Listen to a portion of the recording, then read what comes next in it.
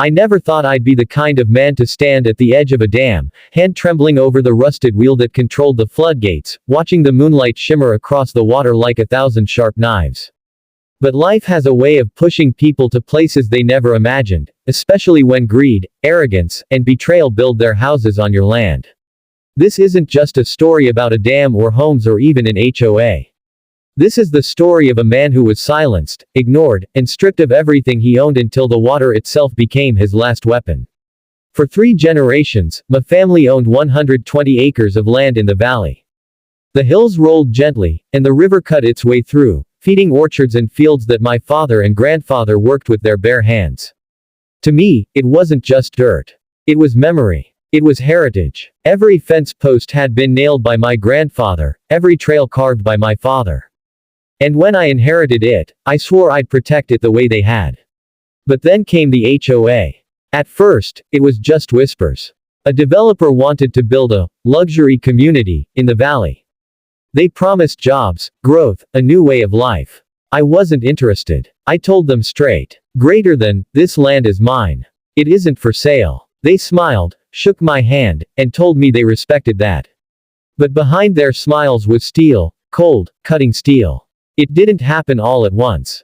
First, surveyors showed up, by accident, on my property. Then trucks came, tearing down trees, saying they had permits. When I went to the county office, I was met with shrugs. Paperwork had been filed. Maps had been redrawn. Somehow, without my consent, my land was parceled and rezoned. Greater than, that's impossible, I told the clerk. You'll have to take it up with the HOA, she said without even looking me in the eyes. The HOA. 3 letters that turned neighbors into enemies and thieves into kings. In 6 months, the valley was crawling with construction crews. 35 homes sprang up, each with the same fake brick siding, the same manicured lawns, the same soulless driveways. My orchards were gone. The trails my father carved were paved over. And they told me, with a straight face, that I was trespassing on their property. I fought. God knows I fought. I hired lawyers, petitioned the court, filed complaints. But fighting the HOA was like boxing shadows. They had money. They had the county in their pocket. Every hearing ended the same: postponed, denied, dismissed. One night, I came home to find a letter taped to my door. Greater than, cease and desist. You are hereby prohibited from entering the HOA community property. Any violation will result in legal action. They had taken my home, my land, my life, and now they told me I was the trespasser. I can't describe the emptiness of those days. Waking up in the small cabin by the dam, staring out at the valley where my family once walked, only to see strangers' porch lights twinkling where our orchard once stood. I tried to hold on. I tried to believe justice would come. But justice doesn't visit valleys owned by HOAs. The one thing they never touched was the dam. My grandfather built it himself 50 years ago, a concrete wall holding back the river to irrigate our fields. It wasn't much, 30 feet high, maybe 100 yards across, but it held power. The HOA didn't even know it existed. To them, it was just a hill at the far edge of the valley, hidden by trees. To me, it was the last piece of control I had left. The floodgates had been rusted for years, but I oiled them every spring. Not because I thought I'd ever need them, just because it was tradition. My father always said, greater than, a man who controls the water controls the valley.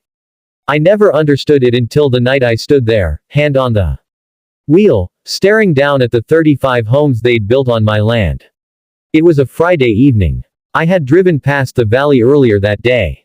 They were hosting some kind of HOA barbecue, the kind where everyone wears polo shirts and pretends they're kings of the world. Children played in yards where my apple trees once grew. Their parents laughed on porches built from wood cut out of my forest. And in the middle of it all stood a sign. Welcome to Riverbend Estates, a proud HOA community. I pulled over, just staring at it. And something inside me broke. It wasn't just anger. It wasn't even revenge. It was grief, the kind of grief that makes you reckless. They had erased my family's history as if it never mattered. That night, I couldn't sleep. I poured myself whiskey, then another, then another. And by midnight, I was walking to the dam, flashlight in hand. The wheel groaned as I touched it, iron grinding against time. My heart pounded so hard I thought it would crack my ribs. All I had to do was turn it. Just a few cranks and the water would roar free, sweeping down into the valley, swallowing the homes, the lawns, the driveways, the lies. I imagined it clearly. The floodlights flickering out, the HOA president screaming as water filled his perfect kitchen, the porches collapsing, the lawns torn away. Part of me wanted to laugh. Another part wanted to cry. But I kept turning. Slowly. Deliberately. And then it happened. The first gush was deafening, a beast finally unchained. The water poured through the gates, foaming, raging, hungry. I stood there, watching it surge down the valley like vengeance itself. It didn't take long. The river carved its way through Riverbend estates in minutes.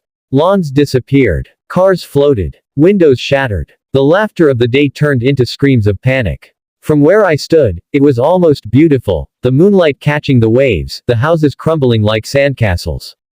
But beauty is cruel. And vengeance is never clean. I told myself they deserved it. Every last one of them. They stole my land, my life, my family's legacy. They thought they could erase me. Well, water doesn't forget. Still, as the valley drowned, I felt a weight on my chest. My father's voice in my head. Greater than, a man who controls the water controls the valley. But now I wasn't controlling it. I had unleashed it. By dawn, it was over. The valley was a lake, calm and quiet, as if the houses had never existed. Only a few rooftops poked above the surface like gravestones. I sat on the dam, staring at what I had done. My hands were raw from turning the wheel. My clothes were damp from the spray. There was no going back. Not now. Not ever. I had taken back my land, not with papers, not with courts, but with water. But at what cost? The news called it a freak flood. They said the old dam had failed. Engineers shook their heads, blaming age, weather, poor maintenance. No one suspected me. No one even remembered that the dam had an owner. The HOA vanished overnight. There, Riverbend Estates, was gone, erased from the map. The county quietly filed the land as unsuitable for development. And me, I was left alone again, just as I had been before they came. But it wasn't the same. The valley was gone. My orchard was gone. My trails were gone. All I had was water, and silence. Sometimes, late at night, I sit at the dam and listen. The water whispers, hissing against the concrete, as if it knows what I did. People say revenge feels sweet. They don't tell you about the bitterness that follows, the silence that settles in your bones. Yes, I took back what was mine. Yes, I destroyed them the way they destroyed me.